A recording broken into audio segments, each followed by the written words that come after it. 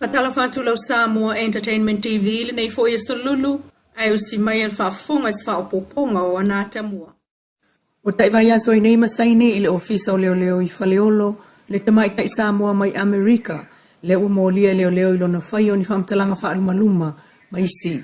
Whaasanga i tangata o le vaenga wha upwhai le fas po le vaenga wha upwhai ua pulea nei le malo o Samoa.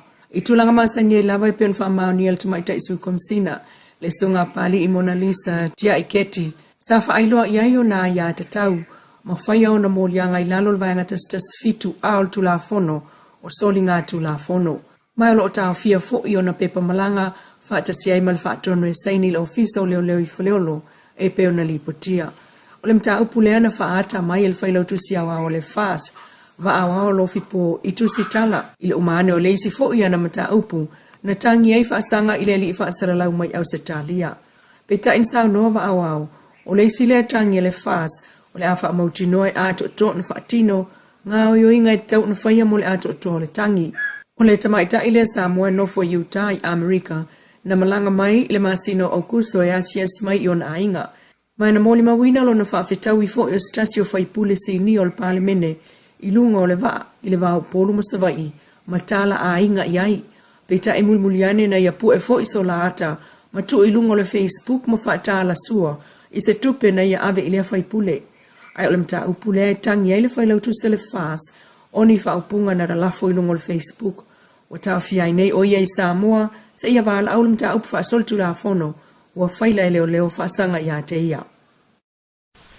O te pena ele pulenga o le company vale le Samoa Airways mo le tu ititia o ana tupe whaalu ai mai se o le au whai ngārwenga o lo iei nei sa haya i tutongi te telea o iei le vale le lapoa. I le whelo ingal taitai o le itua ngai tu le epasa i lele malia le ngau ima tu stala i le vaya sole nei. O angi ailo no fina ngalo whaatau le taunu unga o iei nei Samoa ma le le ai o sana vale le lapoa.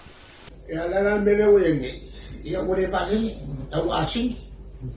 Ia o kaku ki ia koe nge whakawhea kui i le kukuina. A le mea sili o le whikauri. O le ahul ma vai eso le angoanga o le au whaingarua. Whaafo ia koe fo i whafo whanau o Samoa o pailaki. Ngau mai e ka penga laki a vea ka pūwaka.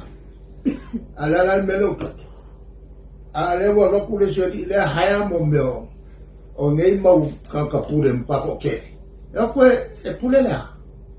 E pule lea o leo kere nga maloloka. E le tulanga lalna whainga ka leo ua whawhenga mtato. Ea e pawale me katua lui whakisiano. O sai whamangano. Peitai, no tātou whasilngia le pulenga o le Samoa Airways, pe ai se a utoe whaasalala wai mō nisi pule, pe ua saune au maisa vale le whau. Ai o saunua le li pule le sunga whau o whatutielu. O isi tangata o iei nei na haia i lalo o le taimi o whatautai le vale le lapo a po le chat. E mana umion au mai tangata le operation o iei le taimi le nei, e whetaui ma le level po le tulanga o iei company like titi. O te tele tutongi o tangata o iei nei taluai sa au mai tonu le taimi o whaia po o iei le whatautainga le vale le lapoa. Taimi ne tu samal se lau whase fulu le o whai ngā ruenga le Samoa Airways e au fiai ma le to tele o lo ngā lulu e whaleolo. Tuli tau mai a tātou talafoua tai au i tau o mango le anga i lumo le company vale le Samoa Airways. Wa umale so whapitoa le na whatau wai le au nanga le au whai ngā ruenga le malo. Les foreilo le vai so tolwai tolus fulo se tema na ave ai le whai tu la mulmulio le naaso e whaatino ini ala tau ngā uinga e so tanga i au nanga lau tele, peitai. O se aso o le amana tua pea i mawhau whau o whanau sawa i nā Samoa o le tonu o le loto alto manga moe poponga tie tona i mato po le Campus of Hope. Ina ua mawai se la tau maftanga ma le fionga le loia sili, Sua Helen Warwick, ma se vaenga o le pulenga o le official loia sili, ma wo ngā tūsalama ma le sini o le aso o le anganga tautua. Il whamtalanga whala wai tele ma le official tō manga, o tala noa ele sunga Sua whatau i leisi vaenga o le tautua po o le au ngā le loia sili, o le pui o ai ata tau o tamaiti, ai mai sei whanau o lo sa waina i ainga manu. ua whaonga ai lea fo ia so whapitoa le pulenga lo fisolo i sili, e alo i ai au unanga o lo whaia, i le Campus of Hope a le tō manga. Mai le o whaangaloina lava, le au unanga o lo whaia, e le tō manga wāfua i le whiofofo i ngai le aso, mai o se aso ese fo i lea, i whanau o lo whaano fo ese ai le loto le Campus of Hope Pitona i mato.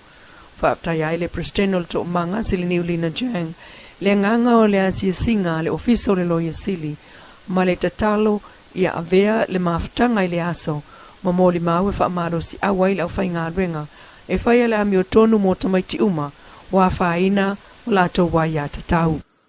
Tato tala toe Tuliloa mai sa le lavalu savai, ua whailoa mai ene leo le ina whaapaina le whana, ia apisa loma, mai ua moli ai le tamu whai whaau o le maliu, ai o masina, o lo moli ai la au whaasaina, peta ia le imaua lava manuia la whae le teimintu whaatasiai, le tato li poti le nei.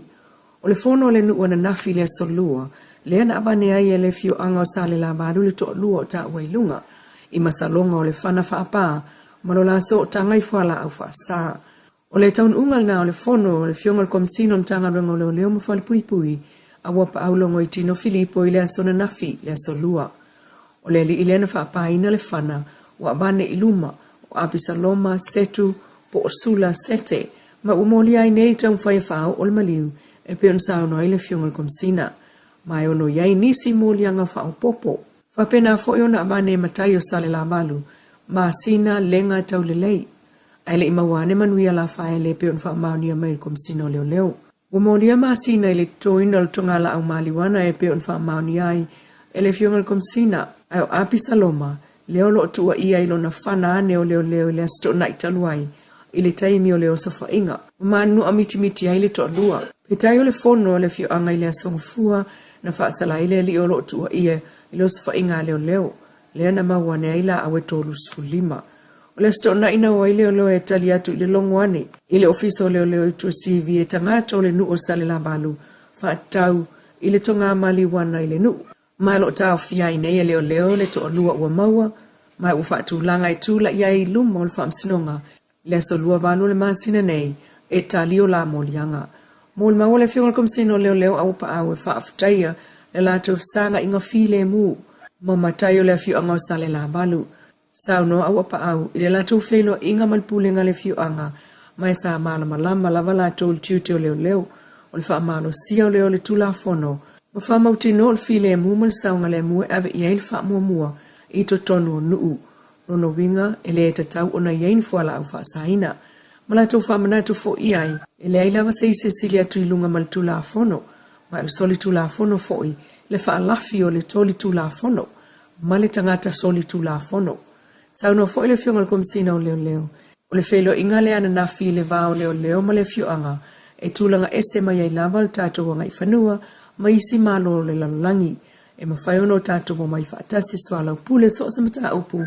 Ile ava whatawhata ma le vaa whea loae, nailo isi awala whaal tula fono. Lau Samoa Entertainment TV, nei fo esululu, hapoponga le so ataya o le alofa o le tua, a whaso i fuaya.